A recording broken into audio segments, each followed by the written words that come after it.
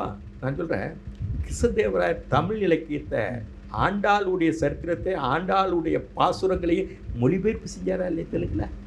தமிழை வந்து ஆண்டாள் தானே ஆண்டாள், தமிழை ஆண்டாள் இல்லையா? பிறகு எப்படி அவங்க வந்து வேற்றுமையை ஹிந்துக்காரங்க தெலுங்குக்காரங்க வேற்றுமையான ஆட்கள் அன்னைக்கு பரந்த மனப்பான்மையோடு செஞ்சாங்க.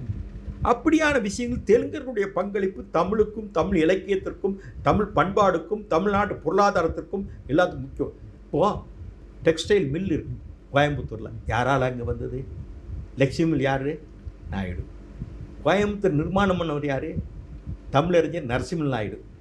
அவர் கட்டின கட்டடத்தில் தான் இன்றைக்கி கார்பரேஷன் எது மாமன்றம் நடக்குது. கார்பரேஷன் அவர் பேரே ஒரு தெருவுக்கு கிடையாது. தமிழ் பைபிள்னு எழுதியிருக்கிறார். பெரிய பைபிள்லாம் மதம் இல்லை, தமிழ் இலக்கியத்தை பற்றி தமிழ் பைபிள். வட இந்திய யாத்திரை, திராவிட யாத்திரை, தென்னிந்திய யாத்திரை,